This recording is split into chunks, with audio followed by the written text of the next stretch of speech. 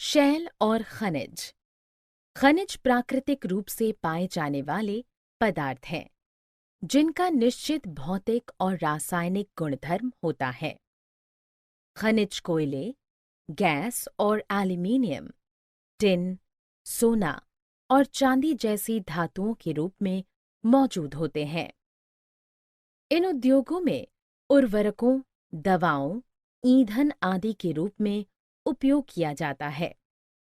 जब ऐसे खनिज परपटी में दबाव के अधीन एक साथ आते हैं तो वे शैल नामक संहति बनाते हैं।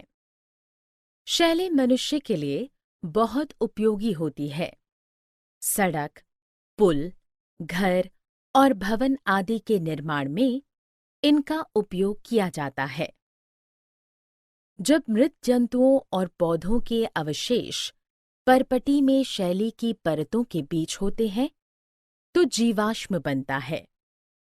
विभिन्न प्रकार की शैलें हैं: आग्नेय, अवसादी और कायांतरित।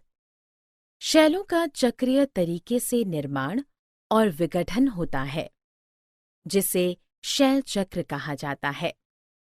ज्वालामुखी का विस्फोट होने पर पिघला हुआ लावा बाहर निकलता है और पिघले हुए मैग्मा के रूप में पृथ्वी की सतह पर बहता है।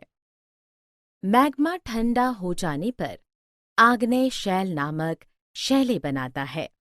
जब बेसाल्ट जैसी ऐसी शैलों का परपटी की सतह पर निर्माण होता है तो इन्हें बहिर्भेदी आग्नेय शैलें कहा जाता है। बनावट में ये शैलें चिकनी होती हैं।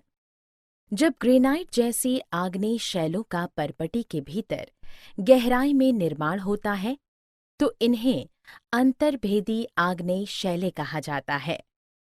ये शैलें सामान्यतः दानेदार होती हैं।